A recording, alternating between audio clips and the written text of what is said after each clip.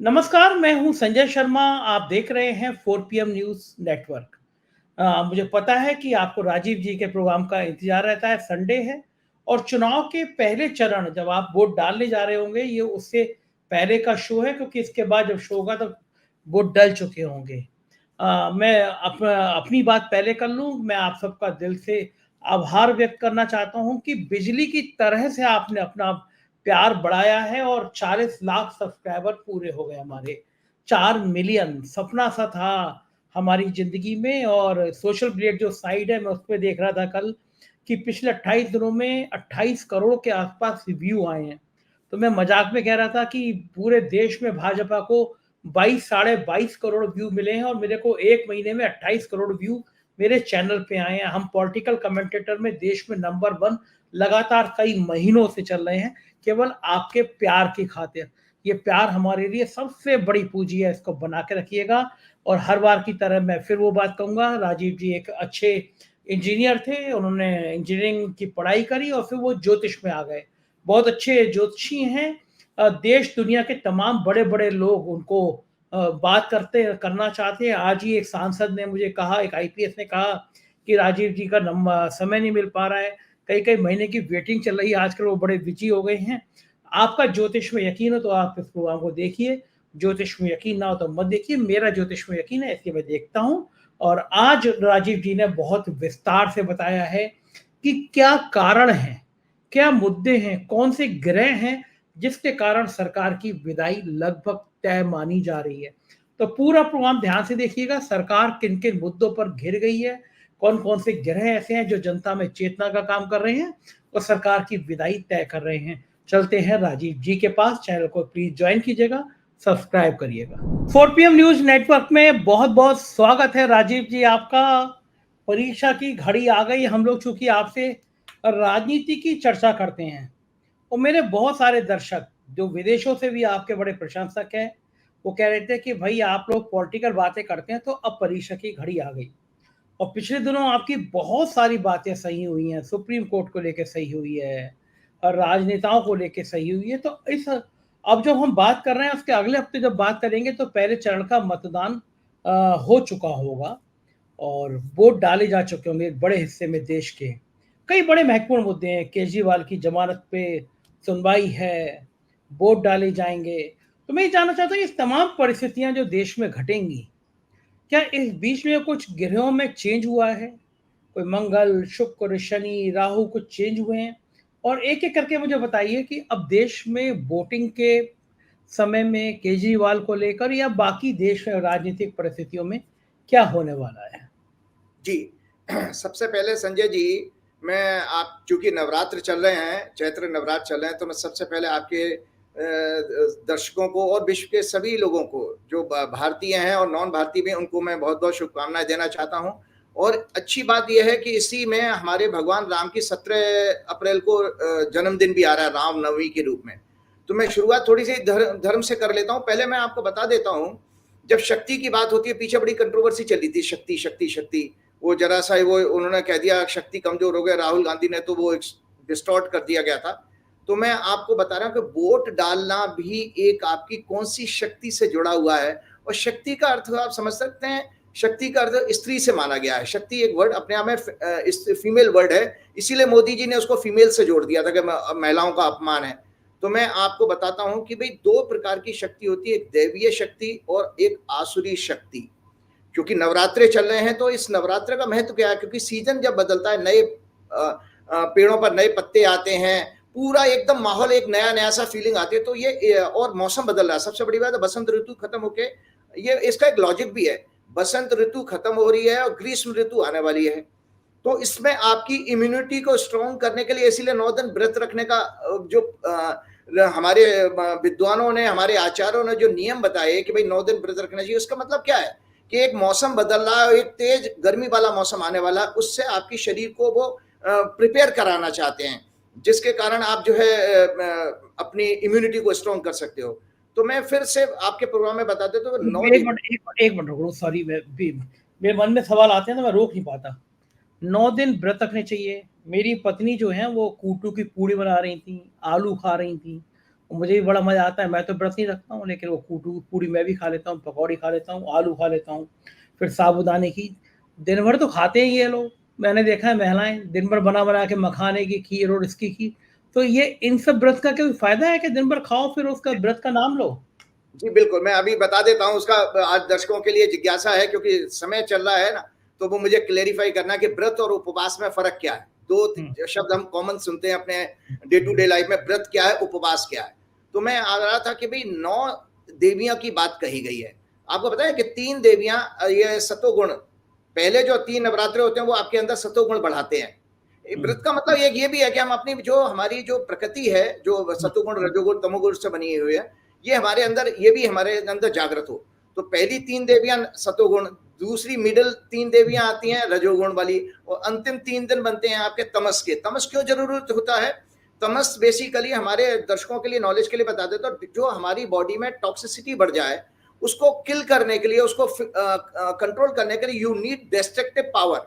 इसीलिए शिव को तमस माना गया कि शिव जो है बेसिकली संहार करके पूरे सृष्टि का फिर से सृजन करते हैं। तो जब तक आप अपने अंदर की बुराइयों को नहीं नाश करोगे, भाई 9 दिन का व्रत का मतलब है अंदर, हमारे अंदर बुराइयां भी तो हैं, हम ह्यूमन बीइंग हैं, और ह्यूमन बीइंग के अंदर बुराइयां होती है, तो उनका नाश करके तब आप एक नए व्यक्तित्व की तरफ और अपनी नई पर्सनैलिटी के लिए आप फोकस कर सकते हो। साल में 4 आते हैं ना, तो आप देखिए हर क्वार्टर पे इस तरह की सीजन में चीजें आई हैं कि अपनी बॉडी को हेल्दी रखने के लिए। तो मैं आपको बता, 9 शब्द, 9 शब्द आया, क्यों आया? 9 ही ग्रह हैं, आपको पता 9 ग्रह हैं, 9 शक्तियां हैं। तो 9 शक्तियां क्या है? एक जीवन में मानिए एक आत्मा है, एक आत्मा, और आत्मा की 8 शक्ति मानी गई है हमारे शास्त्रों के अनुसार, जो मैंने आपके प्रोग्राम में बताई भी थी, मैं आज दोबारा से बता देता हूं। आत्मा की 8 शक्तियां हैं। सत्य और असत्य को परखने की शक्ति, जिसको विवेक के नाम से जाना जाता है। तो याद रखिए कि मेरे वोटर, आज देश का वोटर वोट करने जा रहा है। अगर आपने सच्चे मायने में, आपके ऊपर देवी की कृपा है, मैं आपके वोटर का आह्वान कर रहा हूं कि 19 तारीख को जब वोट डालने जाएंगे, अगर आपके अंदर सचमुच देवी की कृपा है, आशीर्वाद है, तो आपके अंदर ये एक सत्य और असत्य को परखने की शक्ति होनी चाहिए कि मेरे लिए कौन सी पार्टी मेरे जीवन को बदल सकती है, या किस पार्टी ने 10 साल में क्या किया। अगर आपको परखने की शक्ति नहीं है तो उसका मतलब देवी शक्ति आ ही नहीं रही है। दूसरी शक्ति है निर्णय करने की शक्ति। तो आप देखिए बैक टू बैक इससे जुड़ी हुई है निर्णय करने की शक्ति, कि आप जब बटन दबाएंगे तो उसमें आपकी दूसरी शक्ति काम आ रही है निर्णय करने की। पहले एक ने तो पहचान की कि भाई मोदी जी क्या कह रहे हैं, राहुल गांधी क्या कह रहे हैं, अरविंद केजरीवाल क्या कह रहे हैं, अखिलेश क्या कह रहे हैं, आपने सबका आकलन किया। तो ये तभी संभव है जब माँ दुर्गा की आपके ऊपर कृपा होगी। तो याद रखिए, व्रत तो कर रहे हो तो अपने अंदर ये भी आप आत्मचिंतन करें कि आपको देवी का आशीर्वाद मिल रहा है कि नहीं मिल रहा है। अगर आपके पास परखने की शक्ति नहीं है संजय जी, तो इसका मतलब देवी का आशीर्वाद नहीं मिल रहा है। और अगर आपकी निर्णय करने की शक्ति कमजोर हो रही है कि भैया आएगा तो मोदी, इसका मतलब आपके अंदर निर्णय करने की शक्ति नहीं है। आप तभी तो आप बिल्कुल एक एनिमल की तरह बिहेवियर कर रहे हैं कि जो जैसा परोस दे वही वैसा मान लिया। तो तीसरी है विस्तार करने की शक्ति, जिसको अंग्रेजी में ह्यूमिलिटी कहा जाता है, विनम्रता। चौथी है सहने की शक्ति, टॉलरेंस, जो समाज से गायब हो गया है। 5वीं है साधना करने की शक्ति, यानी श्रद्धा, फेथ। आपको पता है फेथ सबके अंदर श्रद्धा नहीं होती। बहुत सारे लोग ऐसे हाथ जोड़ लेते हैं, बहुत सारे लोग साधना करते हैं। तो श्रद्धा भी बेसिकली आत्मा की शक्ति मानी गई है, और इसको शास्त्रों में कहा गया है ये आत्मा की प्रमुख एवं आंतरिक शक्ति है। प्रमुख शक्ति श्रद्धा माना गया है। श्रद्धा इसीलिए, आपको पता है शरीर को श्रद्धा कभी नहीं होती है, श्रद्धा आत्मा का विषय है। शरीर तो अपना बदलता रहता है। शरीर को तो जरा एसी में मजा आया, एसी में आ गया, फिर वो गर्मी में मजा ले रहा है, कभी बारिश में मजा ले रहा है, तो उसकी तो वेरिएशंस आ रहे हैं उसकी श्रद्धा में, उसके ट्रस्ट में। और 6वीं है समाने की शक्ति, दूसरों के अवगुणों को अपने अंदर समाने की शक्ति। 7वीं है समेटने की शक्ति, जिसको डिटैचमेंट कहा गया, वैराग्य। और 8वीं है सहयोग करने की शक्ति। सहयोग करने की शक्ति, जब तक आपके अंदर दया, करुणा, एम्पैथी नहीं होगी, सहयोग, तब तक आप दूसरों का सहयोग कर ही नहीं सकते हैं। तो ये 8 शक्तियां, और 9वां क्या है? आत्मा। तो यही 9 नवरात्र का महत्व है, यही 9 देवियों का महत्व है, यही आध्यात्मिक महत्व है आपकी 9 दुर्गों का। अब आता हूं मैं आप उपवास और व्रत की बात, जो भी आपने अपनी पत्नी का एग्जाम्पल देते हुए कहा। देखिए वो सुनेगी तो मुझे बहुत मारेगी आज वो, मतलब मैंने उसको मुझे जी, तो उसमें आपको मैं बताता हूं कि उपवास का मतलब, उप को कहते हैं संस्कृति में समीप, उप का अर्थ है समीप, वास का मतलब है बैठना, कि जब तक आप ईश्वर के पास बैठ करके उससे डायलॉग संवाद नहीं करोगे। जीवन में याद रखिए संजय जी, हमारा अगर किसी अफसर से संवाद ना हो, पिता पुत्र का संवाद खत्म हो जाए, माता पुत्र का संवाद खत्म हो जाए, भाई बहनों का संवाद खत्म हो जाए, तो जीवन बिल्कुल डेड हो गया। तो इसीलिए परमात्मा, जो कि जीवन का सत्य यही है कि भेजा भी उसने है और जाना भी हमको उसी के पास है। तो उस परम परम पिता से आपका संवाद हो रहा है, नहीं हो रहा। प्रार्थना और पूजा जो होती है वो संवाद है, डायलॉग है, everyday, and it should be on the daily basis, क्योंकि वो आपके अंदर जो आत्मा है वो उसी का अंश है। जो गीता में भगवान ने 15वें अध्याय में कहा, ममे वांशो जीव लोके जीव भूते सनातना, के अर्जुन सभी जीवों में मेरा ही अंश है। तो जब उसका भगवान का अंश है तो उससे डायलॉग तो कराओ। तो वो उसको कहते हैं तब वो कब संभव है, जब आप उपवास करते हैं। और व्रत होता है संकल्प, किसी चीज का संकल्प लेना। अगर आप आज मेरा देश का मतदाता ये संकल्प ले ले कि मुझे इस भ्रष्टाचारी और अधर्मी पार्टी को सत्ता से उखाड़ना है, तब तो वो व्रत माना जाएगा। लीजिए आप व्रत इस नवरात्रि में कि मुझे उस सरकार को उखाड़ना है जो 10 साल से झूठ बोल रही है, जिससे 10 साल से जितने वायदे किए थे वो उसमें कोई भी नहीं आया। ना पेट्रोल 35 रुपए पे आया, ना 15 लाख खाते में आए, ना जो है 2 करोड़ नौकरियां मिली, ना स्मार्ट सिटी बनी, ना स्किल इंडिया वगैरह, किसानों की आमदनी दुगनी हुई। ये सब विषय बेसिकली मैं इसलिए जोड़ रहा हूं क्योंकि ये आप जब तक उसको आध्यात्मिक रूप से नहीं समझेंगे तब तक वो आपके अंदर उतरेगा नहीं, ट्रांसफॉर्म नहीं होगा। तो व्रत जो है संजी, आपकी पत्नी सुन लें, व्रत नाना प्रकार के व्रत होते हैं। एक 3 तरह के होते हैं, physical as well as mental. व्रत जो है फिजिकल होते हैं, तो हम लोग फिजिकल तो व्रत रख रहे हैं, अब वो फिजिकल व्रत भी पूरा नहीं हो रहा, तली हुई चीजें खाए जा रहे हैं। उसको भी भगवान कृष्ण अध्याय अपने इसमें कहा है, क्या नाम है, गीता में एक चैप्टर में 16-17 अध्याय में कहा है उसको, व्रत के बारे में, वो बता देता हूं। तो ये जो मेंटल जो व्रत कहे गए हैं वो कहे गए हैं काम, क्रोध, लोभ, झूठ बोलना, मोह, माया और कलेश, जिसको अंग्रेजी में कहते हैं ignorance, ego, hatred, discrimination, attachment, fear of death. ये आपके विकार कहे गए हैं। तो ये आपके मानसिक व्रत रखने के हैं। भाई इनमें कितना कंट्रोल कर पाते हो आप अपने? आपकी साधना अगर सच्ची है तो उसमें से कोई एक भी चीज में कमी आ गई तो आपका व्रत सफल हो रहा है। तो यानी 9 दिन तक जितनी महिलाएं हैं वो अपने पति से कलेश ना करें। हाँ बिल्कुल बिल्कुल भाई, कलेश ना करें। वही है ना भाई, काम, क्रोध, लोभ, झूठ बोलना अगर है तो काय का व्रत हुआ भाई? वो तो आप खा पी कर। सारी महिलाओं से, मार्च शक्तियों से निवेदन की 9 दिन तक पति से कोई कलेश ना करे। महिला करेंगी, पति करते हैं कलेश, तो पतियों के लिए भी निर्देश है कि पति भी कलेश ना करे, महिला भी कलेश ना करे। महिला पुरुष की बात नहीं है, सभी को करना चाहिए, क्योंकि ये तो सभी के लिए संदेश है, ये इसमें कोई महिला से लेना देना नहीं है। अच्छा, व्रत करने से फायदा क्या होता है? व्रत करने से अगर आपका सच्चा व्रत है, देखिए व्रत करने से मन, बुद्धि और आत्मा शुद्ध होती है। मन, बुद्धि और आत्मा, आपको पता है जीवन का उद्देश्य भी गीता में यही कहा गया है कि मन, बुद्धि और आत्मा को शुद्ध करके परमात्मा को पाना ही हमारा जीवन का मूल उद्देश्य है। ठीक बात। तो आत्मबल, संकल्प शक्ति, विचार शक्ति और विवेक बढ़ता है। आपको पता है कि जो आज सुन ले, क्योंकि व्रतों का टाइम चला है, व्रत में भोजन किया जाता है। देखिए आपकी पत्नी इसीलिए भोजन कर रही है, व्रत में भोजन किया जाता है, और उपवास में निराहार रह के बिना भोजन के ध्यान किया जाता है, मेडिटेशन किया जाता है। उपवास और व्रत का अंतर समझ में आ गया ना? उपवास में मेडिटेशन है, परमात्मा के साथ बैठ करके आप चाहे 10 मिनट बैठिए, 15 मिनट बैठिए, मेडिटेट कीजिए, उसकी उस शक्ति को पहचानिए। उपवास है तो ये फिर कूटू की पूड़ी और आलू और मखाने की चीजें नहीं खाना है, फिर इसका कोई मतलब नहीं है, व्रत में है ये। अब व्रत भी 3 प्रकार के होते हैं। आप रखते हैं पंडित जी 9 दिन? मैं पहला और आखिरी रखता हूँ। जैसे तो हमारे उस दिन कुछ खाते हैं, नहीं खाते हैं? नहीं, मैं खाता हूँ क्योंकि अब ऐसा ना, भोजन के लिए ये हम साधु संत तो है नहीं। दरअसल क्या होता है, गृहस्थ जीवन में आपको बहुत सारे काम करने पड़ते हैं, आपको एंग्जाइटी, स्ट्रेस भी आता है। तो अब भोजन क्या है? आपका एनर्जी का सोर्स है, तो कुछ तो खाइए। हाँ, ये बात जरूर, हम तला हुआ छोड़ सकते हैं। तो 3 प्रकार के व्रत कहे गए हैं, आपको पता है। तो आप भी एक सेकंड, तो आप भी उपवास नहीं रखते हैं, आप भी व्रत रखते हैं? नहीं, उपवास भी मैं रखता हूँ भैया, मेरी 2.5 घंटे की पूजा होती है, मैं उपवास भी रखता हूँ। जो 2.5 घंटे मैं परमात्मा के साथ बैठता हूँ, मैंने कुछ पानी भी नहीं पीता, तो वो मेरा उपवास हो गया ना।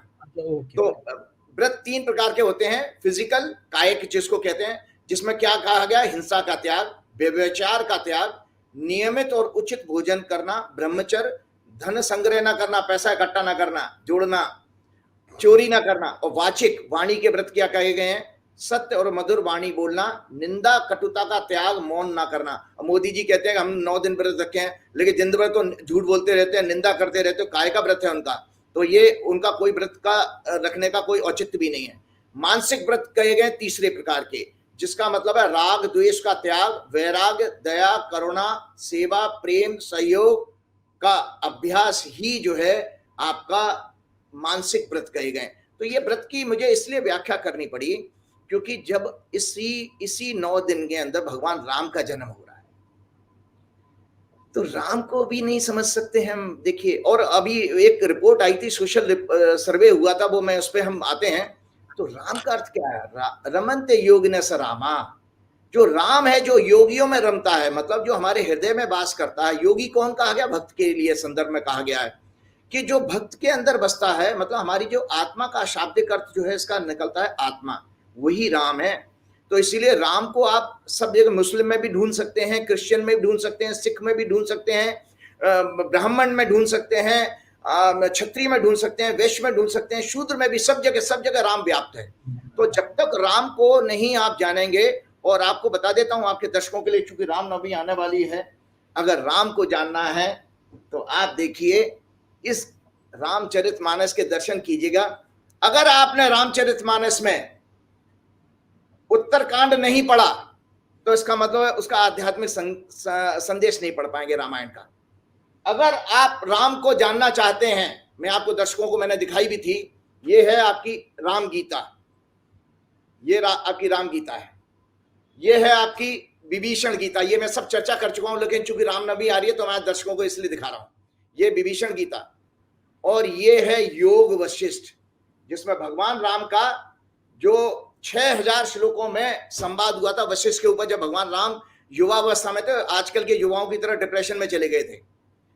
आजकल के जैसे युवा अगर कोई काम ना बने तो डिप्रेशन में चले जाते हैं। तो वो संदर्भ आता है वो कि भगवान राम जब गुरुकुल से लौट के आए तो उनके पिता ने जब ये कहा कि जाओ पुत्र, राज्य के दर्शन करके आ जाओ, राज को एक बार घूम लो, तुम इसका कभी राजा बनोगे तो देख लो देश दुनिया में क्या हो रहा है। तो जब राम गए तो उस जमाने में जैसे सुख दुख होते थे उस काल में भी रहे होंगे। तो राम उससे देखे, राम बेसिकली दया करुणा के प्रतीक हैं। तो राम जी बिल्कुल दुखी हो गए, और दुखी होकर कमरा बंद करके बैठ गए। उधर विभीषण जो है वो उधर जो है आपके विश्वामित्र जो है अपने रक्षा के लिए राम और लक्ष्मण को लेने आए थे दशरथ के पास। तो दशरथ ने उनसे कहा, भाई मैं अपने बच्चों को कैसे भेजूं, ये तो मेरा बेटा खुद ही डिप्रेशन में चला गया है, किसी से बात ही नहीं कर रहा है। तो उनसे पूछा उन्होंने कि भाई इसका क्या समाधान है, कैसे ये बाहर आएगा डिप्रेशन से। तो वहां विश्वामित्र जी ने कहा कि महर्षि वशिष्ठ ही इसका समाधान कर सकते हैं।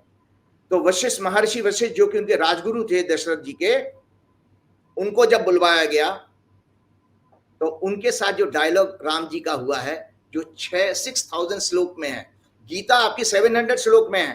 देखो गीता में भी आपको दर्शकों को बता दूं, धार्मिक क्योंकि दिन चल रहे हैं, एक अच्छा सा डिस्ट्रक्शन हो जाता, पॉलिटिक्स तो हम करते ही रहते हैं, उस पर आएंगे भी हम, कि गीता भी बेसिकली मनुष्य जब कंफ्यूज हुआ तो भगवान ने उसको उबारा है उस कंफ्यूजन से। वो डिप्रेशन में था अर्जुन, और जब त्रेता युग में भगवान डिप्रेशन में गए तो मनुष्य, मतलब वशिष्ठ कौन थे? मनुष्य ने भगवान को उबारा। तो ये दोनों का डिफरेंस है, गीता का और योग वशिष्ठ का। और गीता 700 श्लोकों में है, और अर्जुन के 108 प्रश्न थे। अर्जुन के 108 प्रश्न थे, क्वेश्चन। भगवान ने 700 श्लोकों में डायलॉग चलाया, और यहाँ राम जी के साथ 6000 श्लोक। तो आपको उत्तरकांड में एक और इससे संदर्भ में फिर आपके राजनीतिक विषय पर मैं आता हूं कि जो राम जी से जब राम जी आ गए और शासन संभाल लिया, ये मैं आपके प्रोग्राम में कह चुका हूं, लेकिन चूंकि रामनवमी आ रही है, लोग झंडा उठाने वाले अंधभक्त किसी तरह से राम जय श्री राम तो कह देते हैं। अरे मूर्खों, राम को समझ तो लो, राम क्या चाहते थे, राम ने क्या कहा था, उस पर 1% भी अगर अमल करिए तो ये जीवन तो आपका कल्याण हो जाएगा। तो उत्तरकांड में श्री राम और भरत के बीच में संवाद होता, जो भरत ने पूछा, संदर्भ है आज का, क्योंकि आप इलेक्शन में जा रहा है, यह देश ये इलेक्शन में जा रहा है। जब तक आप अपने नजदीक इर्द गिर्द लोगों को, पॉलिटिशियंस को नहीं पहचानोगे, जो आपका एमपी का कैंडिडेट है उसको नहीं पहचानोगे, तो आप वोट किसको कर रहे हो? वोट का मतलब समझते हैं? वोट आपका विश्वास है, श्रद्धा है, आपका ईमान है, आपका जमीर है। तो आप ऐसे ही कैसे मुंह उठाकर किसी को कर दोगे? ये आपको देखना पड़ेगा। आपको उन सब लोगों को दंडित करना पड़ेगा जिन्होंने दल बदले हैं। उन्होंने आपके वोट का अपमान किया था, जिस पार्टी से वो पहले जीत के आए, और पार्टी छोड़ के बदल देते हैं पूरे देश में माहौल। हालांकि बीजेपी ने ही बर्बाद किया, लेकिन जितने भी, चाहे वो अजीत पवार हो, चाहे वो शिंदे हो, या कोई भी हो, जिन्होंने, या जितने भी अभी भगोड़े हैं, ये सब भगोड़ों को जनता अगर दंडित नहीं करती है तो उनको राम की कृपा नहीं मिलेगी, याद रखें, ना देवी की शक्ति मिलेगी, क्योंकि उनको दंडित करना पड़ेगा। ये आज आपके पास वही डेमोक्रेसी की पावर है कि जब आप जिनको दंडित कर सकते हो। तो राम के साथ संवाद जो भरत का हुआ, भरत ने यही, मैं जो आपसे बात करना चाह रहा हूं वही भरत ने पूछा था। प्रभु, जो वेद पुराणों में संतों की महिमा कही गई है उसे सुनाए। हे भरत, भगवान कहते हैं, हे भरत, संतों के गुण असंख्य हैं। वे विषय भोगों से दूर अर्थात भोगी नहीं होते, सद्गुणों की खान होते हैं। वे पराया दुख देखकर दुखी और दूसरों का सुख देखकर सुखी होते हैं। वे सदैव समता का भाव रखते हैं। समता कहते हैं स्टेट ऑफ इक्वलिटी, सुख दुख में बराबर रहना, गर्मी सर्दी में बराबर, मतलब चिढ़ना नहीं। उनका कोई शत्रु नहीं होता। यहाँ तो आप, मोदी जी ने तो सारे विपक्ष को शत्रु मान लिया। तो देखिए कहाँ, मतलब आप राम के विपरीत जा रहे हो, क्योंकि उन्होंने बार बार अपनी चुनाव की रैलियों में राम का नाम लिया है। ये गलत बात है। पहले तो उनको संविधान के पद पर बैठ के भगवान का नाम लेना ही नहीं चाहिए, क्योंकि संविधान का पद पर तो वो सब धर्म उनके लिए बराबर है। उनका शत्रु नहीं होता। वे अहंकार से दूर होते हैं। मोदी जी के अंदर तो बहुत अहंकार है। वे वैराग्यवान होते हैं। मोदी जी भोगी हैं, दिन में 10 कपड़े बदल लेते हैं। उनके अंदर लोभ, क्रोध, हर्ष और भय आदि इत्यादि विकार नहीं होते। वे कोमल हृदय वाले, सभी पर दया करुणा करने वाले, मन वचन और कर्मों से विशुद्ध भक्ति करते हैं, सबका सम्मान करते हैं। ऐसे ही लोग मेरे प्राणों के समान हैं। भगवान कह रहे हैं कि ऐसे लोग मेरे प्राणों के समान हैं। और आपको बताऊं, भगवान ने, कृष्ण गीता में 4 प्रकार के भक्त कहे गए हैं। आज जो भक्ति कर रहे हैं नवरात्रि की, वो भी सुन लें।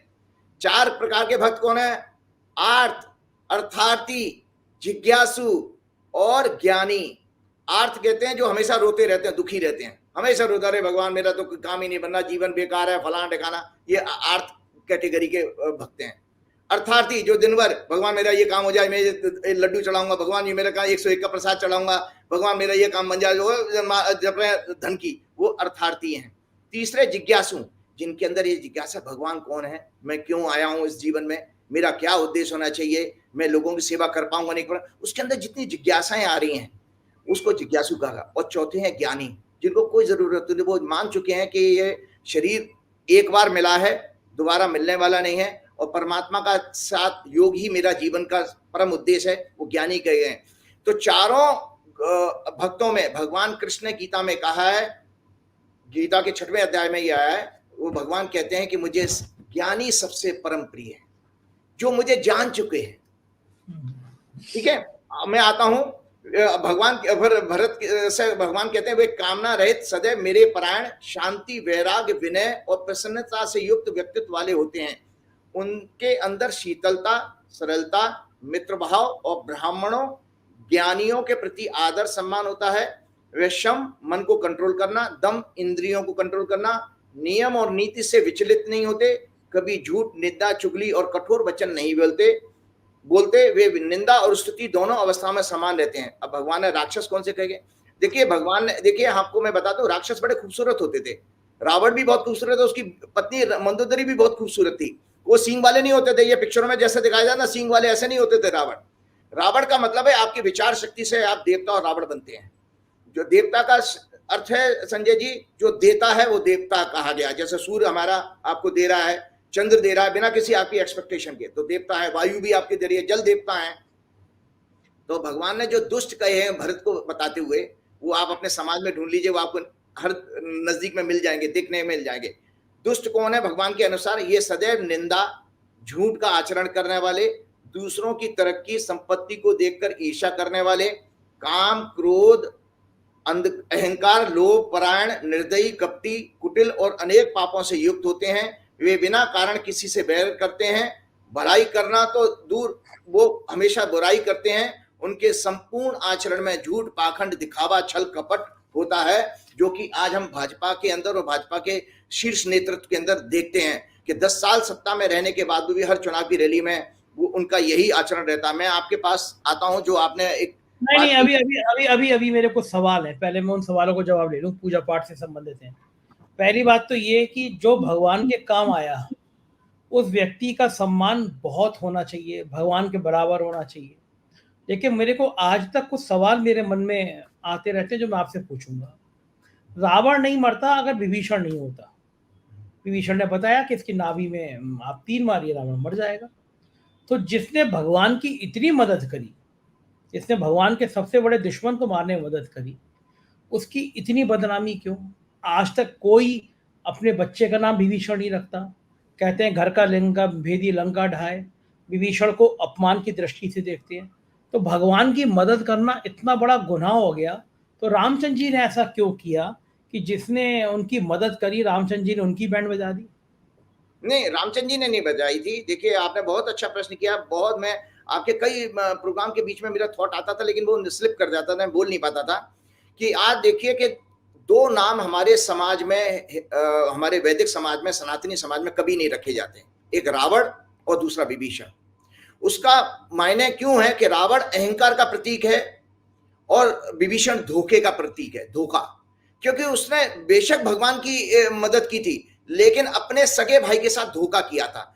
इसीलिए चूंकि वो धोखे का प्रतीक है, इसीलिए समाज में उसको वो नाम रखने का, उसको हे दृष्टि से देखा गया। और मॉडर्न टाइम में जयचंद कहा जाता है। जयचंद ने जब धोखा दिया था पृथ्वीराज चौहान को, तो जयचंद बेसिकली मॉडर्न टाइम का विभीषण था। तो विभीषण इसलिए नहीं रखा जाता चूंकि वो धोखे का प्रतीक है, और रावण चूंकि अहंकार का प्रतीक है, इसलिए ये 2 नाम कभी नहीं रखे जाते। एक बात और कहते हो, हमारी सत्ता को जेल में डालने का बड़ा शौक हो गया दूसरे लोग, बहुत सारे लोगों को, नेताओं को, धड़ाधड़ धड़ाधड़। मैं लोगों को बताना चाहता हूं, निराश ना हो। ये ऐसा कौन व्यक्ति करता है संजय जी, जो अंदर से डरा हुआ होता है? कंस कौन था? कंस बड़ा बड़ा बलशाली था, सब कुछ था, इतना डर गया था कि जरा सी एक भविष्यवाणी हुई, आकाशवाणी हुई कि तेरे को देवकी का 8वां पुत्र मार देगा, इतना डर गया, सबको जेल में डाल दिया। क्या हुआ? सबको जेल में डालने के बाद उसका अंत नहीं हुआ, उसका अंत हुआ। किसने किया अंत? एक कृष्ण ने, एक बालक ने। और कृष्ण कौन थे? कृष्ण का संस्कृत में अर्थ बता देता हूं। कृष्ण का जो शाब्दिक अर्थ है वो कॉन्शियसनेस है, चेतना।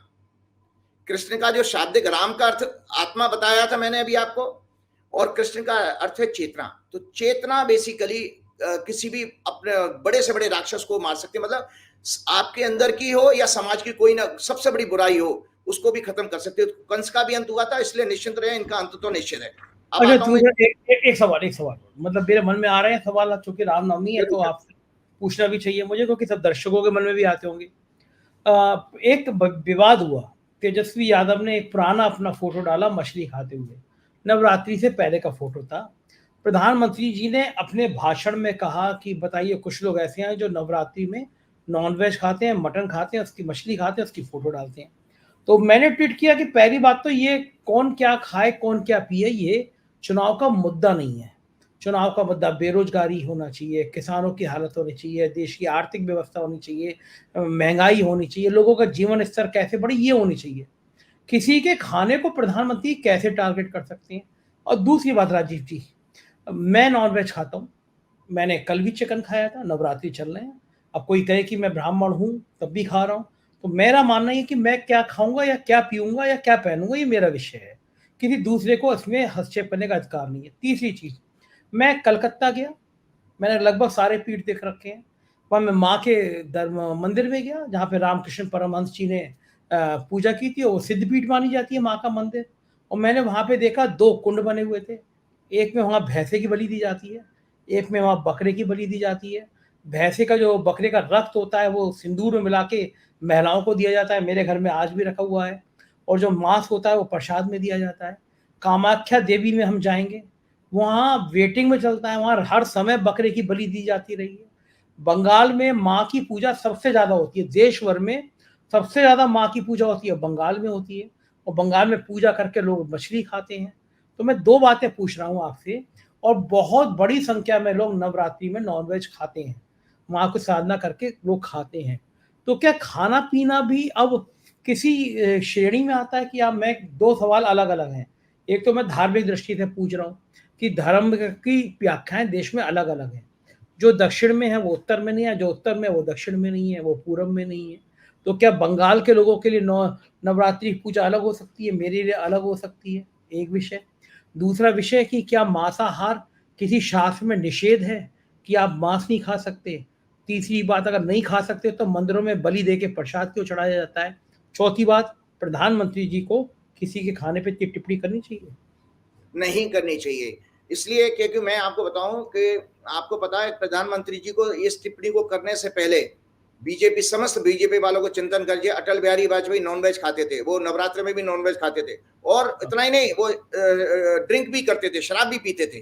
तो मोदी जी को ये देखना चाहिए। और अटल बिहारी वाजपेयी कौन थे? जिन्होंने भाजपा की फाउंडेशन की फाउंडर मेंबर, तो उनको ठीक। अपने वहां पे करना चाहिए। और बीजेपी के जितने भी जो नेता पूर्व मतलब नॉर्थ ईस्ट के हैं या बिहार के हैं, उड़ीसा के हैं, ये लोग सब लोग नॉनवेज खाते हैं। देखिए, खाना विषय नहीं होना चाहिए। ये मैंने कहा, ये तो हमारी आध्यात्मिक उन्नति से कौन क्या खाएगा ये विषय एक संविधान के पद पर बैठे हुए व्यक्ति का नहीं होना चाहिए। इसलिए क्योंकि मैं अभी आपको दर्शकों को फिर से पहले भी बताया था, बता देता हूं, हमारा फंडामेंटल राइट है, हम क्या कर रहे हैं, क्या पहनेंगे, क्या खाएंगे पिएंगे, उसमें आपको ऑब्जेक्ट करने का कोई अधिकार नहीं है। ये प्रधानमंत्री ने बेसिकली मानसिक दिवालियापन दिया। मैं बार बार कहता हूं कि इनको मेंटली डिसऑर्डर हो चुका है और ये इनको डिमेंशिया की बीमारी भी हो गई, अटल जी की तरह ये भूलने की बीमारी हो जाएगी इनको। अभी मैंने देखा किसी रैली में वो उनकी जवान फिर से लड़खड़ाने लगी है। वो क्यों अपने जीवन को, बुढ़ापे को खराब कर रहे हैं? 75 साल के हो गए, इनको इन बकवास चीजों पे नहीं जाना चाहिए था। ये संविधान आपको वोट इस तरह थोड़ी मांगा किसने क्या खा पी लिया। देखिए, आपका fundamental right as per constitution है राइट टू फ्रीडम। मेरी फ्रीडम है, मैं क्या खाऊं, मैं क्या पीऊं, मैं क्या पहनूं, किसके साथ मिल रहा हूं, किसके साथ उठ रहा बैठा हूं, आपका क्या मतलब है? Right to equality, right to freedom of religion, मेरा राइट टू फ्रीडम है, कोई भी धर्म अपनाऊं, आपका क्या मतलब है? आप क्यों होते हैं हिंदू मुसलमान भेदभाव करने वाले? राइट अगेंस्ट एक्सप्लॉयटेशन, ये बेसिकली तेजस्वी को केस करना चाहिए कि ये एक्सप्लॉइट कर रहे हैं मेरे खाने पीने को। मोदी पे केस ठोक दो बिल्कुल। Right to constitutional remedies, cultural and educational rights. भोजन जो है संजय जी, बेसिकली समाज और कल्चर से जोड़ा गया है, क्योंकि हमारा भारत विभिन्न भाषाओं का, विभिन्न वर्गों का और अलग अलग संस्कृतियों का देश है। कहीं किसी चीज को किसी रूप में देखा गया, कहीं किसी चीज को किसी रूप में देखा गया, और ये सब व्यक्ति के विशेष पर, विवेक पर छोड़ देना चाहिए, कौन क्या खाएगा, कौन नहीं क्या खाएगा। हाँ, ये बात जरूर है कि भोजन के बारे में जो कहा गया वो गीता में, तो वो मैं उसको आध्यात्म से जोड़ता हूं। अगर आपके अंदर वो विजडम कभी आएगा तो उसको आप उस चीज पर देखना है, लेकिन संविधान में और पॉलिटिक्स में इन सब चीजों का कोई महत्व नहीं है, बोलना ही नहीं चाहिए। देखिए, कॉन्स्टिट्यूशन बार बार आपको चेतावनी देता है कि constitution says that the responsibility of the legislature, जो मोदी जी जिसको बिलोंग करते हैं, is not just to provide fundamental rights but also more importantly to safeguard them. उनकी जिम्मेदारी है उसको सेफ करें। They act as limitations on the powers of the legislature and execute under Article 13. आपके Article 13 के अंदर ये fundamental right आते हैं। And in case of any violation of these rights, the Supreme Court and High Courts of states have the power to declare such legislature or executive action as unconstitutional and void. तेजस्वी को case कर देना चाहिए मोदी जी को ऊपर supreme court में कि इन्होंने मेरे खाने पीने के ऊपर जो है ये टिप्पणी करी है और मेरे को डिफेम किया। डिफेमेशन सूट भी फाइल करना चाहिए नरेंद्र मोदी के ऊपर। नरेंद्र मोदी जी के आने वाला टाइम में वही होगा जो बाबा रामदेव के साथ हो चुका है।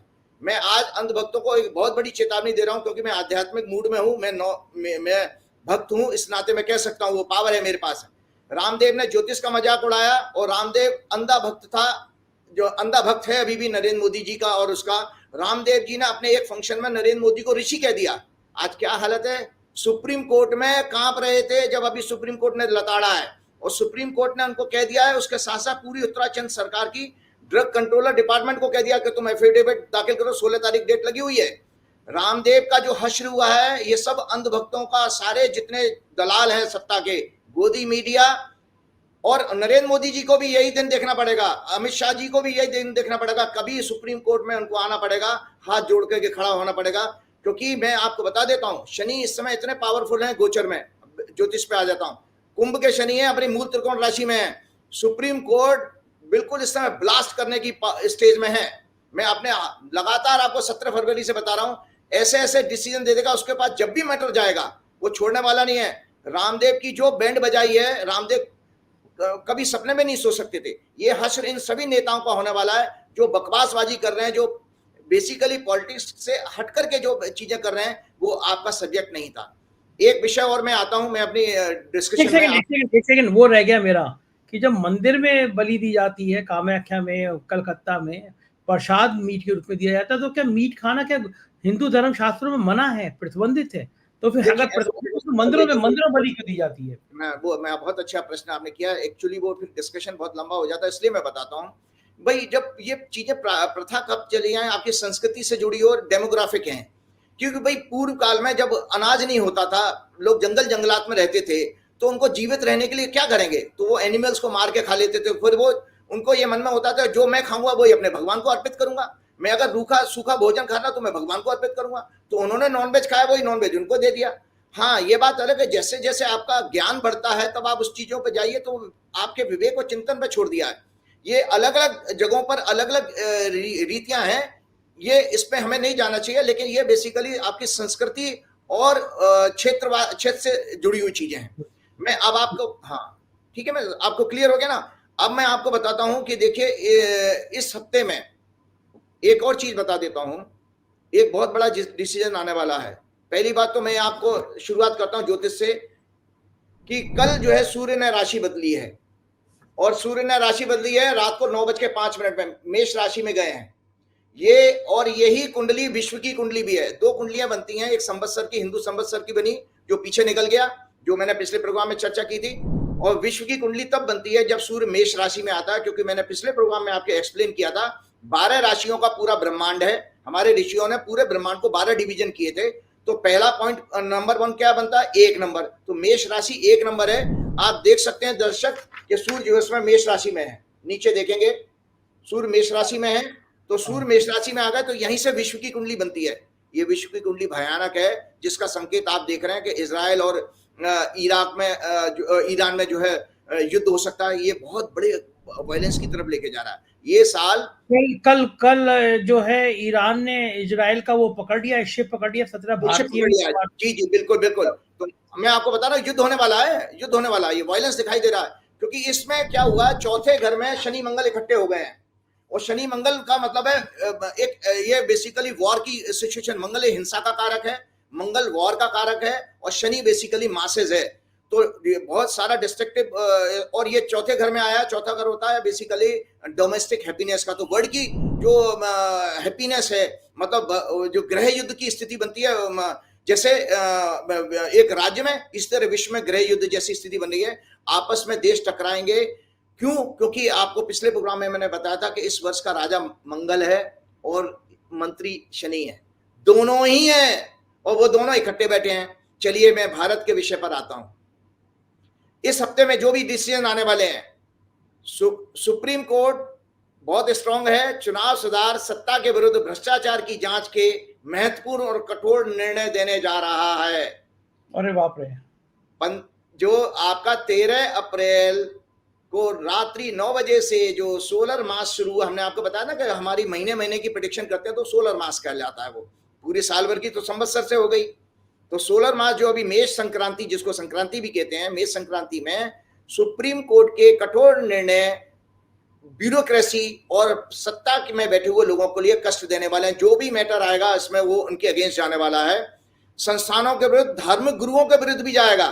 धार्मिक गुरु जैसे रामदेव जी हैं, और ऐसे और भी बाबा हैं, बाबा राम रहीम हो, चाहे वो आपके आशाराम देख रहे हैं, ये सब भाजपा के समर्थक थे। बाबा राम रहीम, आशाराम, क्या हश्र है उनका। और जितने भी बाबा अपनी मठ बना के बैठे हुए हैं, सब लपेटे में आएंगे। और एससी के जजमेंट से इलेक्शन में लेवल प्लेइंग फील्ड भी रीस्टोर होने का संकेत मिल रहा है। मतलब सुप्रीम कोर्ट का ऐसा जजमेंट आएंगे जो कि बेसिकली लेवल प्लेइंग फील्ड का ग्राउंड आधार तैयार करेंगे।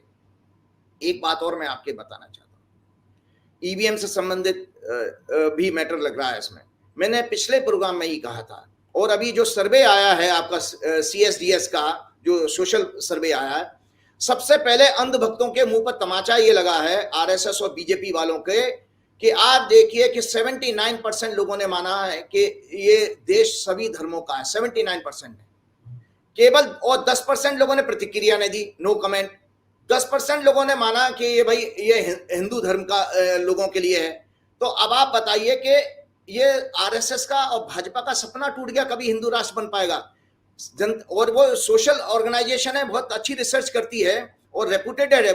मैं जहां तक लोगों ने मुझे बताया, उस सर्वे में ये आ जाना कि 90%, 80 तो 10 तो न्यूट्रल है, तो 90% अगर देश ये मानता है कि भाई ये सब लोगों का रहने का है, तो आपका तो सपना खत्म, आपका तो चुनावी लड़ाई आप हार चुके हो, चुनावी लड़ाई हार चुके हो। अगर आप उस पैटर्न पे आप चुनाव मांगे तो ये तो पूरी तरह भाजपा का सुपड़ा साफ हो गया है। और आपको बताऊं, उसी सर्वे में ये भी आया था केवल 2% लोग मानते हैं कि जो है हिंदुत्व कोई मुद्दा है। 2% लोग मानते हैं कि विदेशों में भारत का डंका बज रहा। मोदी जी बड़े रैलियों में कह रहे हैं कि मेरा देखो भाइयों बहनों, ऑस्ट्रेलिया में डंका बज रहा है, इंग्लैंड में डंका बज रहा है, अमेरिका में डंका बज रहा है। मैं ऑस्ट्रेलिया होके आया तो मैं आज डंका मोदी जी की पोल खोल देता हूं। मैं जब ऑस्ट्रेलिया में गया तो मुझे ऑस्ट्रेलिया के लोगों ने बताया, और यही लगभग लंदन से भी मेरे पास कॉल आए, यही कॉल दूसरे कंट्री से आ रहा, वो सब लोग ये बता रहे हैं कि आचार्य जी जो हमारे एम्बेसी हैं उनको आरएसएस और बीजेपी का प्रोपेगेंडा सेंटर बना दिया गया है, क्योंकि हम लोगों के काम पड़ते हैं अपनी एम्बेसी से। जब विदेश में बेचारे लोग रह रहे हैं, अपनी दुख तकलीफ कहाँ कहेंगे एम्बेसी में जाके, तो उनको इस नाते एक्सप्लॉइट किया जा रहा है यहाँ की सरकार के दबाव में। ये बहुत बड़ा खुलासा करने जा रहा हूँ चुनाव से पहले, कि जो उनको एक्सप्लॉइट किया जा रहा है, उनको जैसे यहाँ पर बसों में भर के किराए की भीड़ लाई जाती है, इसी तरह से मुझे ऑस्ट्रेलिया में पता है एडिलेड से, पर्थ से हवाई जहाज की टिकट भेज भेज करके पैसा यहाँ से जा रहा है। ये जितना पैसा लूटा गया ना इलेक्ट्रोल बॉन्ड में और काला धन उद्योगपतियों से वसूला गया, वो वहां इस्तेमाल हो रहा है ब्रांडिंग, मोदी जी की ब्रांडिंग कराने में, भाजपा की ब्रांडिंग कराने में, हिंदू राष्ट्र की ब्रांडिंग कराने में, उनका दिमाग खराब करने में। तो ये जो भीड़ इकट्ठी की जा रही है, जिसको डंका मोदी जी कह रहे हैं, ये सब किराए की भीड़ है, ये सब फर्जी आयोजन हुए हैं, और जिसमें जबरदस्ती वहां के नागरिकों को जो विदेश में रह रहे हैं, उसमें स्वेच्छा से केवल 10% जो लोग जा रहे हैं, 90% लोग बेसिकली जबरदस्ती वहां पर इकट्ठे किए जा रहे हैं। और मुझे एक बहुत बड़े पॉलिटिशियन ने एक बात और जानकारी दी कि उनके संपर्क में कई राजदूत हैं, तो वो ये कह रहे थे कि भाई बहुत सारे एम्बेसडर बहुत दुखी हैं कि हमारा काम था कि हम विदेशों में उन देशों के साथ अपने सांस्कृतिक और आर्थिक संबंध बढ़ाएं, और हमको इस काम में लगा दिया गया है, तो हम अपनी बेसिकली ड्यूटी, जो संवैधानिक ड्यूटी पूरी नहीं कर पा रहे हैं। तो ये सब विषय इसलिए आया कि, और आपको बताऊं ईवीएम का मसला, कि जब ये देश, और आपको बताएं भ्रष्टाचार लोगों ने माना, 60% लोगों ने माना कि भ्रष्टाचार मुद्दा है, और जिसमें 25% लोगों ने इसी सर्वे के अनुसार ये माना कि इसमें केंद्र सरकार जिम्मेदार है। लानत है, इनको इस पर रिजाइन कर देना चाहिए। तो जब ये मुद्दा है, और राम मंदिर का मुद्दा मात्र 8% लोगों ने माना, ये सर्वे की रिपोर्ट बताती है, तो वो आप बताइए टाइम फिस हो गई। तो ईवीएम का मसला ये है, इलेक्शन कमिश्नर ये सुन लें इस बात को, कि इसी में एक आपके कोई प्रोग्राम था, आपके किसी एंकर का मैं सुना था, उसमें भी ये कहा कि 79%, वो 70% लोगों ने ये माना कि इलेक्शन कमीशन की जो है ऊपर उनको भरोसा नहीं है, और उसमें 60% लोगों ने माना कि भाई ईवीएम में गड़बड़ी हो सकती है। तो ये सब चीजें क्यों आ रही हैं, ये सर्वे के रूप में चिंता का विषय है। और इलेक्शन कमीशन कभी भी क्या नाम है फेयर नहीं करा सकता। उसका कारण मैं बताता हूं। एक इलेक्शन कमिश्नर अग्रवाल हैं, एक इलेक्शन कमिश्नर गुप्ता जी हैं, और हमारे मोदी जी भी वेस्ट कम्युनिटी से हैं, अमित शाह जी भी वेस्ट कम्युनिटी से हैं, 2 उद्योगपति बड़े वो भी उसी कम्युनिटी से हैं। तो भैया सीधा सीधा क्लियर है, किसी को कुछ कहने की जरूरत है, आप खुद ही मोदी जी पिछड़ी जाती थे। नहीं, वो गलत है। वो गुजरात के लोगों से पूछिए, वो वेस्ट कम्युनिटी से, वो बेसिकली मोद का काम करना, मोद शब्द से मोदी बना है। वो आप कुछ भी कह रहे हैं, उसमें कंट्रोवर्सी में नहीं। ये जो ग्रह है जो सूर्य ने बदला है, इसका जो आप बता रहे हैं, इसका भी कोई ताल्लुक है कल इन डिसीजन में? मैं वही तो तभी तो मैंने बता दिया, ये डिसीजन क्योंकि शनि की दृष्टि जा रही है इसमें, सूर्य और गुरु का कॉम्बिनेशन बना। इस कुंडली में 6वें घर में गया, 6वां घर होता है लिटिगेशन का, इसीलिए मैंने कहा लिटिगेशन में केस में फंसने वाले हैं। और शनि चूंकि बहुत पीड़ित है, एक सिद्धांत है ज्योतिष के सीखने वालों को बता दूं कि पाप ग्रह अगर दूसरे पाप ग्रह के साथ बैठा है या उससे दृष्ट हो रहा है, तो वो डिवास्टेटिंग हो जाता है। मतलब वो उसको, एक शराबी को जैसे आप AK-47 दे दो, ये हालत हो जाती है। कॉमन एग्जांपल बता रहा हूं, एक दारू पिए आदमी को AK-47 दे दो, तो वो क्या करेगा? जैसे अभी सिडनी में अभी किसी सिरफिरे ने मॉल में जो 6 लोगों को चाकू मार दिया, तो वो ऐसे ही काम करेगा। तो उस शनि की दृष्टि सूर्य और गुरु के ऊपर जा रही है, जो 6वें भाव में बैठे हैं। इसीलिए मैंने धार्मिक गुरुओं का नाम लिया कि बाबा रामदेव को जेल अगर भेज दिया जाए, चाहे वो सांकेतिक 1 घंटे की जेल हो, तो कोई बड़ी बात नहीं है कि बाबा रामदेव के ऊपर केस चलने जा रहा है। और बाबा रामदेव के ऊपर जो केस चलने जा रहा है, क्योंकि देखिए उसमें उत्तरांचल सरकार पूरी तरह लिप्त है और केंद्र सरकार भी लिप्त है, क्योंकि इतने टाइम से बाबा को बचाया गया। और आज बाबा को खुद सोच लेना चाहिए, बाबा जिसकी अंधी भक्ति कर रहे थे, आज बीजेपी उनके साथ नहीं खड़ी है। तो जितने भी अंधभक्त हैं और जितने भी चापलूस गोदी मीडिया हैं या अफसर जो तलवे चाट रहे हैं सरकार के, वो एक चीज सुन लें कि बुरे वक्त में ये सरकार और ये पार्टी के लोग आपके साथ नहीं खड़े होंगे। तो मैं ईवीएम के मसले पे आना चाह रहा हूं कि जब ये देश आपका इस तरह क्लियर हो चुका है कि ये देश हमारा 70% से ज्यादा कम पढ़ा लिखा है, गरीबी है 80-90%, गांव देहात में रहता है, उसको ईवीएम की टेक्नोलॉजी नहीं पता, और साथ में सर्वे ये कह रहा है कि उनको ईवीएम पे भरोसा नहीं है और इलेक्शन कमीशन पर भी भरोसा नहीं है। बहुत बड़ी ह्यूमिलेशन है।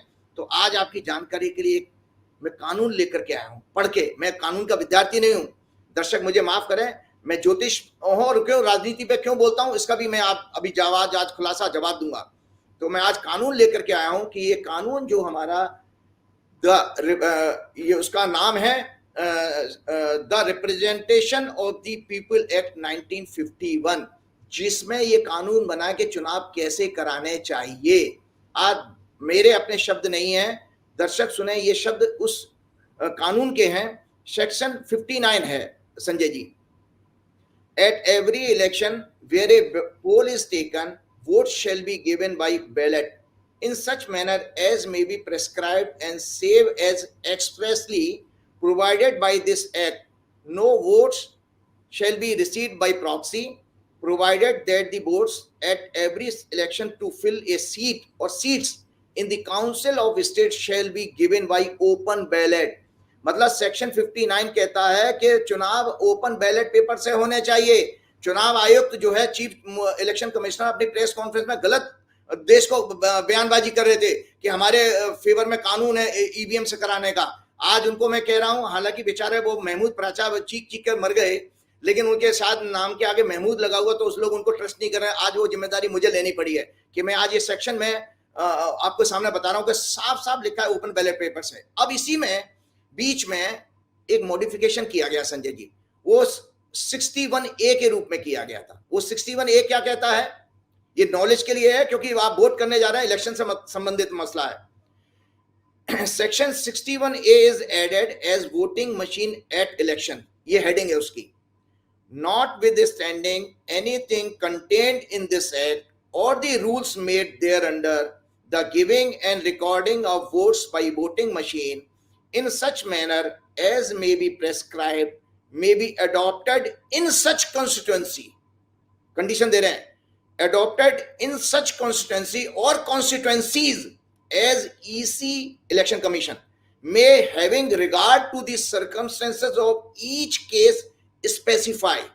मतलब यहां पर ये वोटिंग मशीन की कंडीशन ये लगाई गई, अगर कहीं परिस्थितियां बनती हैं ऐसी, मान लीजिए आंधी तूफान आ गए, लोग जा नहीं पा रहे वोटिंग करने, या कोई और मसला बन गया, या बैलेट पेपर तैयार नहीं है, तो विशेष परिस्थितियों में मशीन से चुनाव कराना चाहिए, ना कि नॉर्मल सर्कमस्टेंसेज में।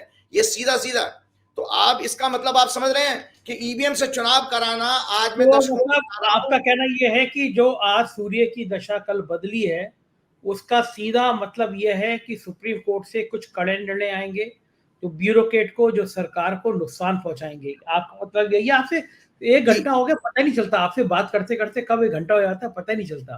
तो राजीव जी, यानी आने वाला जो दिन है, अगला हफ्ता है, जब वोटिंग शुरू हो रही होगी, तो आखिर में जरा ये और बता दीजिए, ये जो वोटिंग का जो रिएक्शन होगा, ये इसका क्या रुझान आएगा इन गिरह के हिसाब से? तो मैंने आपको पहले ही कहा था कि देखिए कि पहली बात, आज इसको सेक्शन को पढ़ के बताने का मतलब था कि दर्शक यहाँ नहीं, विदेशों में लोगों को भी पता लग जाए कि वोटिंग मशीन का कोई कानून नहीं है, ये अनकॉन्स्टिट्यूशनल है। केवल विशेष परिस्थिति के लिए उसमें शब्द आए हैं कि ये शब्द रिकॉर्ड में चले गए, ऑन रिकॉर्ड है, अब आप देख सकते हैं। आज मैं आपके सामने एक रिपोर्ट और लेके आ रहा हूं, अरविंद केजरीवाल का भी मसला इसमें आएगा। पिछले प्रोग्राम में मैंने पिछले प्रोग्राम में कहा था अरविंद केजरीवाल की जमानत के विषय में। तो अरविंद केजरीवाल जी की चूंकि सिंह लगन की कुंडली है, तो उनका 15 मार्च को उनका सिंह लगन का जो स्वामी होता है, सूर्य होता है, वो अष्टम भाव में मीन में था, राहु केतु के बीच में। 8वां घर होता है कन्फाइनमेंट का, जैसे आपको गठरी में बांध दिया जाए, मतलब बंधन में बांध दिया जाए, 8वां घर गुप्त होता है। तो इसलिए अरविंद केजरीवाल जेल में चले गए। वो, और उसमें राहु केतु का मतलब ये होता है संजय जी कि वो कॉन्स्पिरेसी, ये इसमें कॉन्स्पिरेसी हुई है उनको जेल में डालने की। तो अब अरविंद केजरीवाल का जो लगन का स्वामी है सूर्य, आज जो है कल जो है मेष राशि में आ गया और उनके भाग्य स्थान में आ गया है। अब अरविंद केजरीवाल के लिए घर वापसी का और चुनाव प्रचार का योग तैयार हो गया है। तो उनके फेवर में आने वाले टाइम में एक अच्छा जजमेंट आएगा जो आप पार्टी के लिए उनको बड़ा जो है सुकून देने वाला होगा, उनको सुख शांति देने वाला होगा। एक और विषय बता देता हूं, आप पार्टी के साथ मैंने जब अभी रिसर्च कर रहा था, एक रिसर्च पेपर लेके आया हूं, उसके बाद हम प्रोग्राम जाएंगे, थोड़ा सा बड़ा जरूर हो जाएगा लेकिन बहुत सारा मैटर था, क्योंकि बिफोर इलेक्शन ये बहुत इंपॉर्टेंट प्रोग्राम होने वाला है। 26 नवंबर 2012 को आप पार्टी फॉर्म हुई थी। ये मकर लगन की कुंडली है। मकर लगन की कुंडली में अभी इनकी जो दशा चल रही है, शुक्र में, शनि में, केतु चल रही है, ये 6-8 एक्सिस में है। और ये संजय जी 21 ये जो है देख गए, हाँ ये चल रही है। 6 मार्च 2024 से शुरू हुई है, 12 मई तक चलेगी।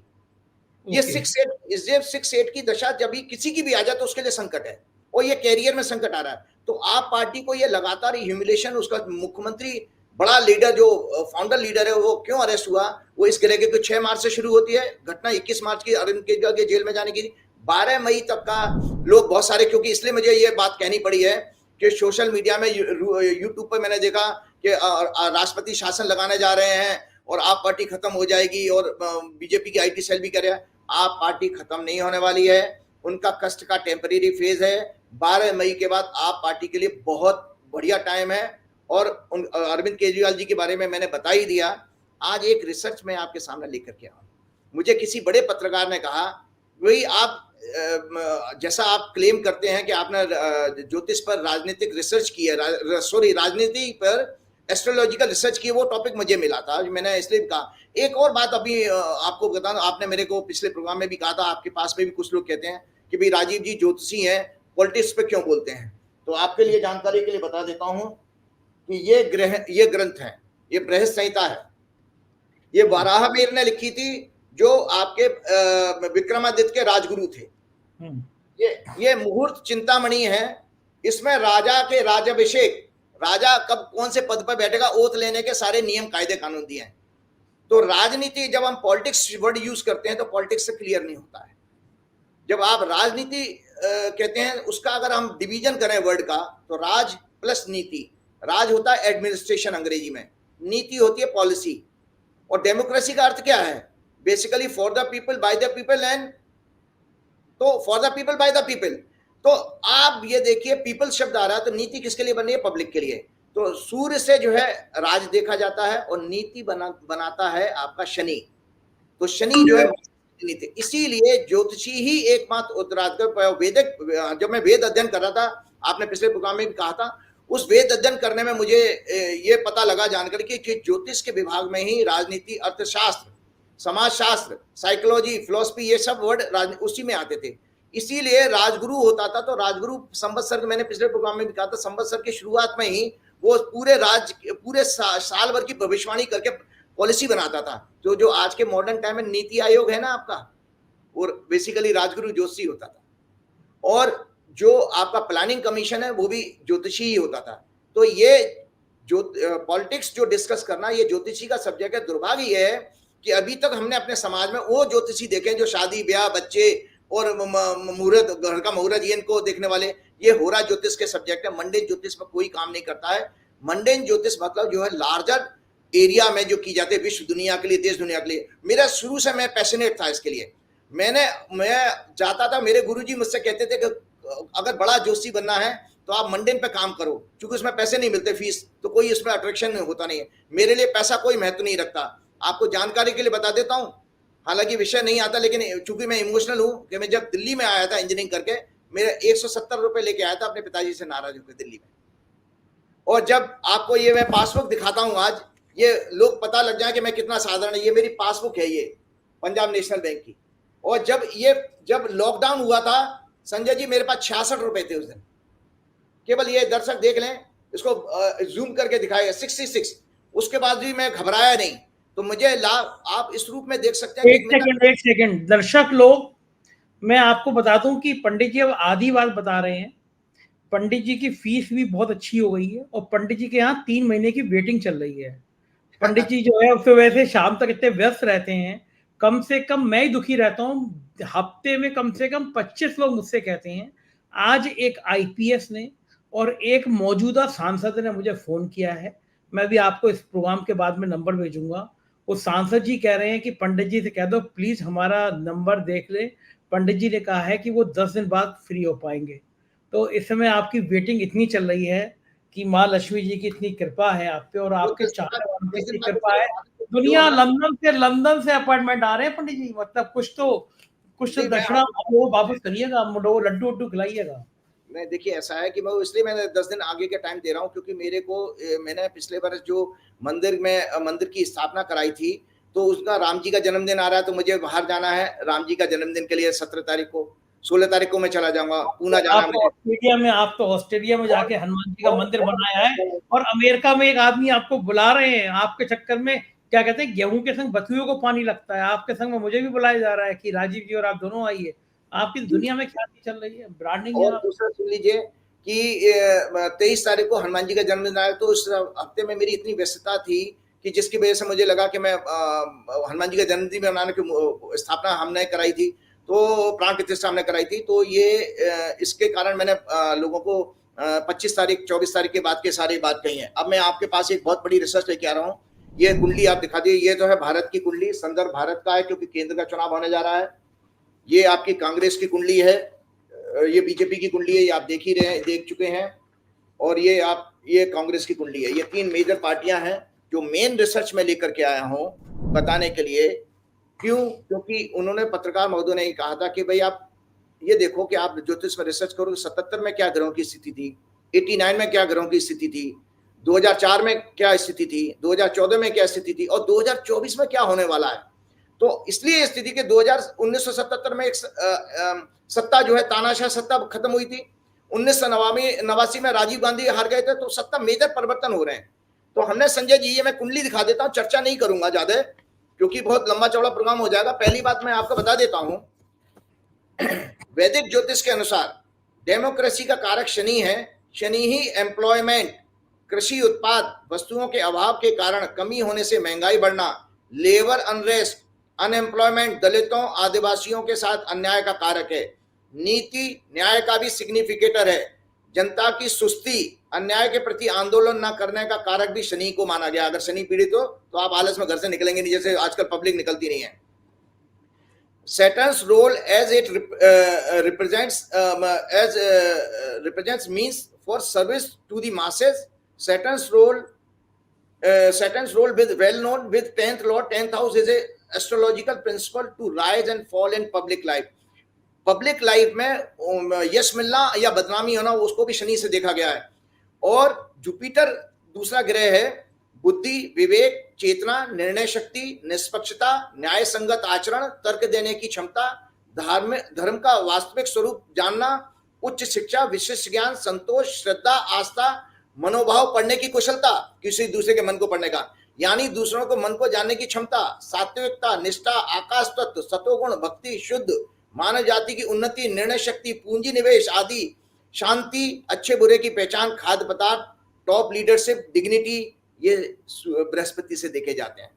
और मून क्या है? चंद्रमा, public perception, emotions, feeling, mental health, जिसको हम कहते हैं कि राजनीति परसेप्शन का गेम है। तो 3 ग्रहों को हमने फोकस किया इन 5 राज्यों में। इन 5 राज्यों में जब हमने रिसर्च की तो हमने 3 ग्रहों को देखा कि ये 3 ग्रह मैंने इसलिए एक्सप्लेन किए डिटेल में कि दर्शक समझ जाएं, ज्योतिष सीखने वाले भी समझ जाएं। और हाउस ऑफ डिग्निटी हमारी कुंडली में 5वां घर और 9वां घर माना गया है। तो आपको जानकारी के लिए बता देता हूं, पहला चुनाव मैं दिखाता हूं आपके, ये 1977 का है। 1977 का है। और एक कॉमन फैक्ट, ठीक है, और ये है भैया 2024 का चुनाव। ठीक। आप दर्शक ये देखें कि जिस दिन 1977 का चुनाव हुआ था, आपका 16 मार्च 1977 को हुआ था, इसके रिजल्ट आए थे 21 मार्च को। 21 मार्च को दर्शक ये देखें कि बृहस्पति किस नंबर राशि में था, पकड़ सकते 2 नंबर राशि में। हाँ, बृहस्पति 2 नंबर राशि में था। ठीक। और संजय जी 4 जून को ये इलेक्शन रिजल्ट है, 4 जून की कुंडली देख लें दर्शक। 4 जून को बृहस्पति फिर 2 नंबर राशि में आ रहे हैं। ठीक। यानी 1970 जो रिजल्ट 77 में आए थे, सत्ता बदल गई थी, वो अब इस बार आ रहे हैं।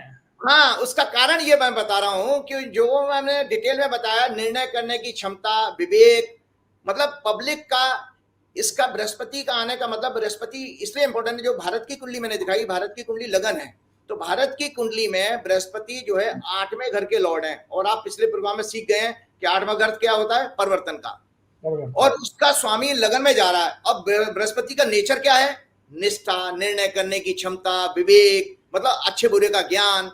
तो ये जब आ जाता है तो इसका अर्थ ये है कि 1977 में जो मेरा देश जागा था, आज मेरा देश फिर से जाग रहा है।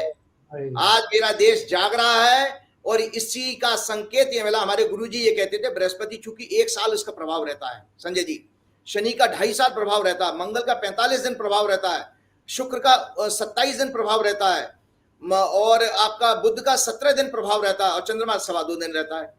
तो बृहस्पति साल भर रहने वाले हैं। और आपके साथ साथ ये बता देते हो कि इसमें विवेक जागृत होने का मतलब है कि सत्ता परिवर्तन की तरफ वोट करेंगे। और हमारे गुरुजी ने ये बताया था कि बड़े ग्रहों के केस में ये देखा जाता है, इनके प्रभाव महीने भर पहले आने लगते हैं। जो CSDS की जो सर्वे आई है, ये इसी का प्रभाव है कि जनता ने अपना मत बता दिया कि उनके लिए राम मंदिर कोई मुद्दा नहीं है, हिंदुत्व कोई मुद्दा नहीं है, उनकी बेरोजगारी और उनकी महंगाई मुद्दा। आपको पता है महंगाई भी शनि से देखी जाती है, क्योंकि वस्तुओं का अभाव जो है शनि से देखा जाता है। तो जब मोदी जी ने सत्ता ली थी तो उस समय शनि पीड़ित थे, तो इसीलिए महंगाई पे कंट्रोल नहीं कर पाए। और दूसरी बात है, बेरोजगारी इनकी इतनी ज्यादा बढ़ गई जो 45 साल का रिकॉर्ड तोड़ दिया। इसी सर्वे में यह भी कहा गया, किसी इंटरनेशनल लेबर ऑर्गेनाइजेशन ने कोई सर्वे किया था, CSDS की रिपोर्ट में कहा गया है, उसने माना है कि 30 साल से नीचे के युवाओं में 83%, 83% बेरोजगारी है देश में। तो एक तो मैंने आपको 2014 का बता दिया, एक है भैया सत्ता परिवर्तन हुई थी 89 में भी, और ये कुंडली है 2004 की। ये दर्शक देख ले मैंने कितना काम किया है, यहां पर भी ये आई है। और ये है 2014 की, तब ये सत्ता परिवर्तन हुई है। 2014 का ये कुंडली है जब रिजल्ट आए थे, ये इलेक्शन हुए थे उस दिन के। इन सबों में हमने क्या कॉमन फैक्टर पाया कि चंद्रमा जो है, जो पब्लिक के मूड का, ओपिनियन का कारक है, वो पीड़ित होना चाहिए, नंबर 1 सत्ता परिवर्तन के लिए। नंबर 2, बृहस्पति का चंद्र से या लगन से संबंध बन जाना चाहिए। विवेक जब तक वापस नहीं आएगा तब तक पब्लिक समझ नहीं पाएगी। तीसरा, शनि चूंकि मासिस का कारक है, अगर वो पीड़ा में है, और 3 शनि के गोचर हैं, चंद्र से 12वां जिसको 7.5 कहते हैं, चंद्र से 4था अष्टम, कंटक शनि कहते हैं, चंद्र से अष्टम, वो भी परिवर्तन का कारक है। इन तीनों में इंटरेस्टिंग पार्ट ये है कि जो 2024 की मैंने कुंडली दिखाई थी आपको, देख लीजिए बाबूजी, 2024 में जिस दिन चुनाव हो रहे हैं, 19 अप्रैल की ये कुंडली है। 19 अप्रैल की जो वोटिंग है, उस दिन शनि, चंद्रमा जो है शनि मंगल से पीड़ित है। देख लें दर्शक, चंद्रमा शनि मंगल से पीड़ित है। और जिस दिन इंटरेस्टिंग पार्ट है, 4 जून को जब रिजल्ट आएंगे, उस दिन चंद्रमा शनि से फिर पीड़ित हो रहा है, क्योंकि चंद्रमा मंगल के साथ है, शनि की तीसरी दृष्टि आ रही है। इसका अर्थ ये, इतनी डिटेल रिसर्च मैंने इसलिए की, इसका अर्थ ये है कि ग्रह जो है सीधा सीधा संकेत दे रहे हैं कि ये वर्तमान सत्ता रिपीट नहीं होने वाली है। किसको क्या मेजोरिटी मिलेगी ये हमारा विषय नहीं होना चाहिए, हम कह रहे सत्ता परिवर्तन होने जा रहा है। और दूसरा बात एक और बता देता हूं, एक दर्शकों को चैलेंज के साथ कहता हूं, भारत की जो डेमोग्राफी बन चुकी है इस तरह की, हम दक्षिण और उत्तर में डिवाइड हो चुके हैं। 140 सीटें आपकी दक्षिण भारत में हैं, और 543 में से 140 कम कर दिए तो 403 बचते हैं। दक्षिण भारत में चूंकि बीजेपी की जो कुंडली मैंने दिखाई है, बीजेपी को बहुत भारी नुकसान, उनकी अगर 10 से भी कम सीटें आए तो कोई बड़ी आश्चर्यजनक बात नहीं होगी। 140 में से 10 सीटें, तो दक्षिण, क्योंकि बीजेपी का 10वां घर से, हम आपको बताया, मैंने पिछले प्रोग्राम में भी बताया था, लगन से पूरब, 4थे घर से उत्तर, 7वें घर से पश्चिम, और 10वें घर से दक्षिण दिशा देखी जाती है। और मंगल जो है दक्षिण दिशा का कारक है। तो मंगल जो है अभी 23 अप्रैल को राशि बदल के राहु केतु के बीच में जा रहा है। तो दक्षिण जो है मोदी जी के सपने को पूरी तरह ध्वस्त कर देगा 400 पार को। दक्षिण से 10 से कम सीटें आए तो कोई बड़ी बात नहीं है। और दुनिया में रख लीजिए, इस देश में आज नहीं, बहुत बड़ी बात कर रहा हूं, 1000 साल बाद भी कभी भी 400 के ऊपर किसी पार्टी की सीटें नहीं आ सकती। वो विशेष परिस्थिति में आई थी क्योंकि इंदिरा गांधी की हत्या हो गई थी, वरना जब इंदिरा गांधी ने बांग्लादेश युद्ध जीता था तब भी 373 समथिंग सीटें थी। तो इसलिए 400 सीटें असंभव है, क्योंकि 403 तो बाकी बची। जब दक्षिण से आपको रिजेक्ट कर दिया गया तो पूरी के पूरी थोड़ी ले आओगे आप, तो ये गलत है। बड़ा मजा आया आज आपसे बात करके। आखिरी में एक सवाल मेरा है, एक सवाल जी जी जी जी हाँ, पूरे 1977 में एक बहुत बड़ी बात की कोई पॉलिटिकल जानकारी है, उस समय विपक्ष नाम की कोई चीज नहीं थी और उस समय 1-1 सीट पर 373 सीटों पर हुआ था। मतलब जो कंबाइंड विपक्ष बना था जनता पार्टी, वो 373 सीटों पर 1-1 थी कांग्रेस के साथ। आज कांग्रेस की जगह बीजेपी है। आज 1-1 फाइट जो है, अभी किसी प्रोग्राम से मैंने इनपुट लिया कि 400 सीटों पर 1-1 है बीजेपी और ये, तो आप उसी से समझ सकते हैं। और चलते चलते मैं एक बात कहना चाहता हूँ, एक मेरा सवाल है, जादू की तरह हो रहा है यूट्यूब चैनल पे 4 PM के, कल हमारे 40 लाख सब्सक्राइबर पूरे हो गए। आपको बधाई आपके टाइम को, आप लोगों को। तो मैं ये जानना चाहता हूँ आपसे कि ये जो स्पीड है, हमारा जो सोशल ब्लेड साइड है सब बताती है, उसमें मैं देख रहा था राजीव जी, पिछले 28 दिनों में 28 करोड़ से ज्यादा व्यू आए हैं। बीजेपी को पूरे देश में 22 करोड़ व्यू मिले थे, हमारे 28 दिनों में 28 करोड़ से के आसपास व्यू आ गए हैं। तो क्या लग रहा है 4 PM का भविष्य, और बता दीजिए मुझे आप आखिरी बात कहने से पहले। 4 PM का भविष्य मैंने आपको पहले ही कहा था कि जब आपने पहली बार मेरा प्रोग्राम किया था, तो आपने जब पूछा था अपनी कुंडली, मैंने कहा 2027 तक आपका ग्रेट टाइम है। आज एक बहुत बड़ा चूंकि मैं भावुक हूं, तो एक भावनात्मक चीज और मैं बोलने जा रहा हूं जो आपको भी चौंका देगी, आपको भी चौंका दे। देखिए, मुझे नहीं पता, आपको जानता है कि मैंने आपके पिछले प्रोग्राम में ही कहा था कि हम लोग अभी तक इन पर्सन कभी मिले नहीं हैं, और मैं दर्शकों को ये बता देना चाहता हूं कि मेरा कोई फाइनेंशियल आपके साथ इंक्लिनेशन, कोई कॉन्ट्रैक्ट भी नहीं। ये मैं इसको अपॉर्चुनिटी ऐसे मानता हूं क्योंकि मैंने 6 अप्रैल 2023 को एक हनुमान जी के मंदिर की प्राण प्रतिष्ठा कराई, जो मैंने 15 बरस तक रिसर्च की ज्योतिष में, जो भी आध्यात्मिक ज्ञान लिया, वेद पढ़े मैंने, कर्मकांड में आचार किया, वो नॉलेज अगर मेरे साथ ही चली जाती तो अन्याय था उस नॉलेज के लिए। भाई मैं चला जाऊंगा, मेरी बेटियां 2 हैं, वो उस लीगेसी को फॉलो करेंगी, वो संभव नहीं है। तो मैं अगर चला जाता तो इस विश्व के लोगों को, दुनिया देश के लोगों को वो ज्ञान कैसे मिलता। तो भगवान ने मुझे आपके रूप में एक प्लेटफॉर्म दिया, और वो 1 जून से जो प्लेटफॉर्म मिला, और लगातार आप देखिए संजय जी, ये एक मिराकल है, एक चमत्कार है, जो मैं जिसके लायक मैंने, मेरा जैसा साधारण व्यक्ति नहीं था, कि अगर हम ऑन एवरेज देखें 1 जून से लेके आज तक के प्रोग्राम को, तो 5 लाख कंसिस्टेंसी में आए हैं व्यूज, 5 लाख ज्यादा ही आए। कि 5 लाख अगर आप इतने लंबे समय तक अपने आप को होल्ड कर पाते हो, तो आप लोग आपका ट्रस्ट कितना विश्वास करें। उसी ट्रस्ट विश्वास के ऊपर आज मैं दर्शकों को एक अपील करना चाहता हूं कि मैंने हर अपने प्रोग्राम में जो हम जब रिसर्च करते थे संजय जी, आज प्रोग्राम बड़ा हो जाए 2, 4, 5 मिनट, कोई आप चिंता मत करिएगा। जब हम रिसर्च करते थे तो हमारे पास यह होता था कि कोई हमें प्रोमिनेंट केस हमारे सामने होना चाहिए, उसको आधार बना के हम अपना मैसेज दे देते थे समाज के लिए। जैसे मान लीजिए हमारे पास रेडीमेड कुंडली थी, इंदिरा गांधी, राजीव गांधी, संजय गांधी या महात्मा गांधी, तो हम कोई भी विषय जब चाहे विवाह का हो, चाहे हिंसक मौत का हो, या उनके जेल में जाने का हो, हम सब विषय उनको आधार बना के बता देते। तो इसीलिए मेरा कोई पूर्वाग्रह नहीं है, मेरा कोई किसी पार्टी से द्वेष नहीं है, किसी से अटैचमेंट नहीं है। मैंने आपके हर प्रोग्राम में अगर बीजेपी की कुंडली को चर्चा की है, कांग्रेस की कुंडली की अगर अच्छाई बताई है, बीजेपी की कुंडली की बुराई बताई, तो उनकी कुंडली में वो योग है। तो दर्शक मेरे हर प्रोग्राम को ये सोचें कि अगर जब हम ढूंढते हैं कि समाज में दुष्ट चरित्र आदमी, राक्षसी प्रवृत्ति का आदमी कैसा होना चाहिए, तो उसका तीसरा घर पीड़ित होगा। तो तीसरा घर होता है हमारे नियत का, और आपका चौथा घर होता है मन का, 5वां घर होता है, और 9वां घर होता है आपकी बुद्धि की शुद्धता का, मतलब जो आपकी प्योरिटी ऑफ हार्ट जो है वो देखा जाता है। वो बीजेपी की कुंडली में दूर दूर तक नहीं है।